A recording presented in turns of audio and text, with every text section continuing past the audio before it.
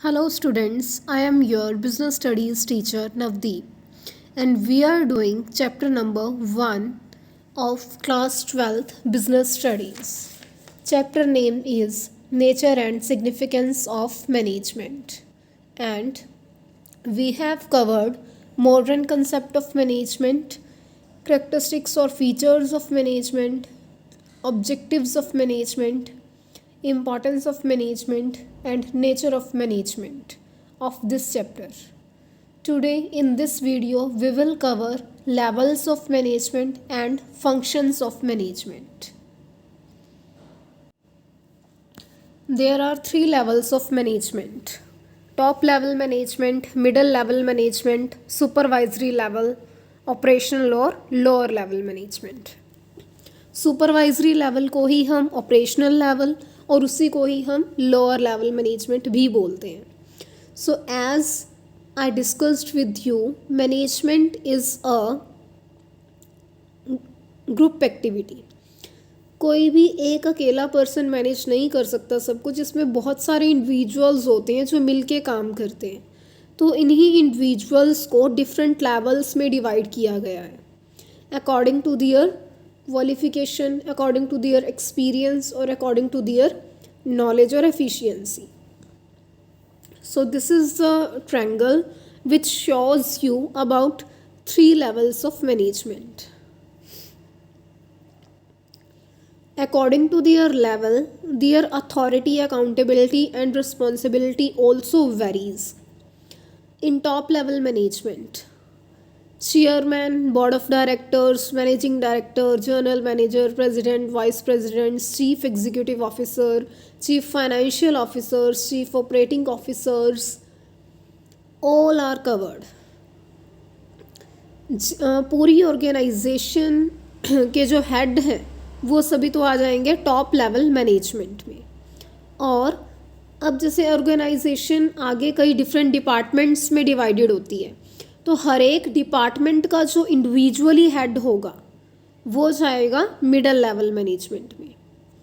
पूरी ऑर्गेनाइजेशन के जो हेड हैं ओवरऑल वो तो टॉप लेवल मैनेजमेंट में, और जो डिफरेंट डिपार्टमेंट्स के हेड हैं, डिपार्टमेंटल मैनेजर्स हैं जो, वो जाएंगे मिडल लेवल मैनेजमेंट में. Now what are the functions of top level management. Top level management के क्या क्या फंक्शंस रहते हैं. टॉप लेवल मैनेजमेंट का सबसे ज़्यादा इम्पॉर्टेंट फंक्शन होता है किसी इंटरप्राइज के लिए, किसी ऑर्गेनाइजेशन के लिए ऑब्जेक्टिव्स सेट करना कि इस ईयर के लिए वो किस ऑब्जेक्टिव को सेट कर रहे हैं, किस ऑब्जेक्टिव को उनकी ऑर्गेनाइजेशन अचीव करेगी. ये उनको सेट करना उनका मेन फंक्शन होता है.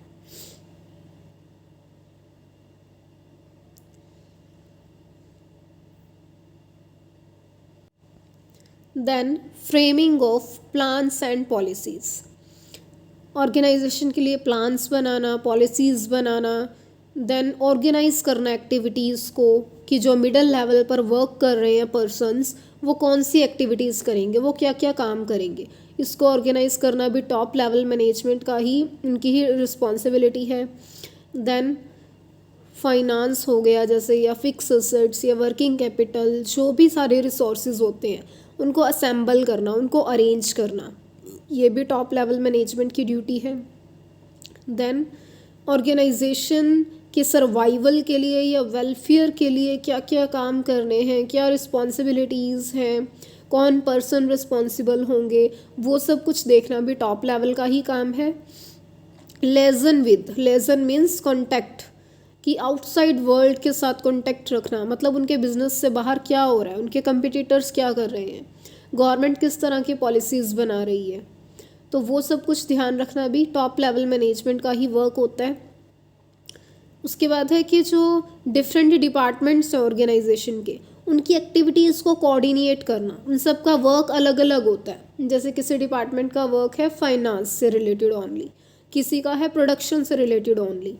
तो उन सभी जो डाइवर्स एलिमेंट्स हैं उनको इंटीग्रेट करना, इकट्ठा करना, उनको कोऑर्डिनेट करना, ये भी टॉप लेवल का काम होता है. देन बिजनेस इन्वायरमेंट को एनालाइज करना कि क्या कुछ चल रहा है बिजनेस की इन्वायरमेंट में, जो डायमेंशंस हैं कल्चरल, सोशल, टेक्नोलॉजिकल, इकोनॉमिकल, उन सब को देखना, समझना, उसके अकॉर्डिंग फिर अपने ऑर्गेनाइजेशन में चेंजेस लेके आना। और हमारे बिजनेस की एक्टिविटीज़ का सोसाइटी पर क्या इम्पैक्ट पड़ने वाला है, ये भी देखना टॉप लेवल मैनेजमेंट का ही फंक्शन होता है। देन मिडल लेवल मैनेजमेंट, तो जो जो काम top level management whole organisation के लिए करती है, वो काम जब मिडल लेवल मैनेजमेंट अपने पर्टिकुलर डिपार्टमेंट्स के लिए करेगी, ठीक है, तो वो इसके फंक्शंस हो जाएंगे। तो इसमें जैसे एक तो आ जाएगा कि टॉप लेवल मैनेजमेंट ने जो पॉलिसीज़ बनाई हैं, वो ये मिडल लेवल मैनेजमेंट वाले जो पर्सन्स हैं, ये लोअर लेवल वालों को इंटरप्रेट करेंगे, उन्हें बताएंगे कि टॉप लेवल ने ये वाली पॉलिसीज़ बनाई हैं और आपने इन पर वर्क करना है। उसके बाद अपने अपने डिपार्टमेंट के लिए ये जो डिपार्टमेंटल हेड्स होंगे, ये एक्टिविटीज़ को ऑर्गेनाइज करेंगे कि ये वाले काम करने हैं। अपने डिपार्टमेंट के लिए ये पर्सन्स को रिक्रूट करेंगे, सिलेक्ट करेंगे, उनके अपॉइंटमेंट करेंगे, फिर उनको मोटिवेट भी करेंगे कि वो अपनी एबिलिटी के अकॉर्डिंग काम करें। उसके बाद जो मिडल लेवल मैनेजर्स होते हैं, ये दूसरे डिपार्टमेंट्स के साथ कोऑपरेट भी करते हैं ताकि जो ऑर्गेनाइजेशन है उसका वर्क स्मूथली चल सके। जैसे जो प्रोडक्शन डिपार्टमेंट का मैनेजर है, वो परचेज मैनेजर के साथ अपना कोऑपरेट करके रखेगा, क्योंकि परचेज मैनेजर से ही उसको सामान मिलेगा प्रोडक्शन करने के लिए। परचेज मैनेजर फाइनेंस मैनेजर के साथ बना के रखेगा, कोऑपरेट करेगा, क्योंकि परचेज मैनेजर को मनी कहाँ से मिलेगी, फाइनेंस मैनेजर से। और ये जो मिडल लेवल मैनेजमेंट होती है, ये फर्स्ट लाइन मैनेजर्स की सभी एक्टिविटीज़ के लिए रिस्पॉन्सिबल रहेगी, क्योंकि इनका डायरेक्ट लिंक होता है फर्स्ट लाइन मैनेजर्स के साथ। और मिडल लेवल मैनेजर्स जो होते हैं, ये गाइड करते हैं फर्स्ट लाइन मैनेजर्स को। First line managers lower level वालों को बोला गया है, लोअर लेवल जो ऑपरेशनल लेवल मैनेजर्स होते हैं उनको। सुपरवाइजरी लेवल, लोअर लेवल या ऑपरेशनल लेवल मैनेजर्स या लेवल ऑफ मैनेजमेंट उनको बोला जाता है जो ग्राउंड लेवल पर जो वर्कर्स काम कर रहे होते हैं ना, उनके डायरेक्ट लिंक में होते हैं, जो उनको गाइड करते हैं, उनको इंस्ट्रक्शंस देते हैं। तो इनके क्या फंक्शंस रहते हैं, रिप्रेजेंटिंग द प्रॉब्लम्स और ग्राइवेंसेस ऑफ वर्कर्स। ग्राइवेंसेस भी प्रॉब्लम्स के लिए ही वर्ड यूज़ हुआ है कि जो वर्कर्स हैं वो किस तरह की प्रॉब्लम्स फेस कर रहे हैं, तो उनको ये सामने लेके आते हैं मिडल लेवल और टॉप लेवल मैनेजमेंट के। Then maintaining good working conditions and developing healthy relations, ये अपने वर्कमैन के साथ, वर्कर्स के साथ अच्छे रिलेशन बना के रखते हैं, उनके लिए अच्छी वर्किंग कंडीशंस इस्टेब्लिश करवाते हैं, मेंटेन करवाते हैं, ताकि अच्छी वर्किंग कंडीशंस जब होंगी तो वो अपनी फुल एफिशिएंसी और इफ़ेक्टिवनेस के साथ वर्क कर सकते हैं। ये उनके सेफ्टी का भी प्रॉपर ध्यान रखते हैं और ये प्रोडक्ट की क्वालिटी स्टैंडर्ड को बनाए रखने की कोशिश करते हैं। इसके साथ ही अपने वर्कर्स के मोरेल को, उनके मोटिवेशन को भी बूस्ट करते हैं। ये ध्यान रखते हैं कि जो मटेरियल है उसकी वेस्टेज ज़्यादा ना हो, और ये जो एक्चुअल वर्क फोर्स होती है उसके साथ इंटरेक्ट करते रहते हैं, क्योंकि इनके ऊपर प्रेशर होता है मिडल लेवल मैनेजमेंट की तरफ से कि उनके डायरेक्ट इंटरेक्शन में रहें, इनकी ड्यूटी ही यही होती है। और ये प्रोडक्ट की क्वालिटी, क्वांटिटी और अपने वर्कर्स की लॉयल्टी, सब के लिए ये रिस्पॉन्सिबल होते हैं।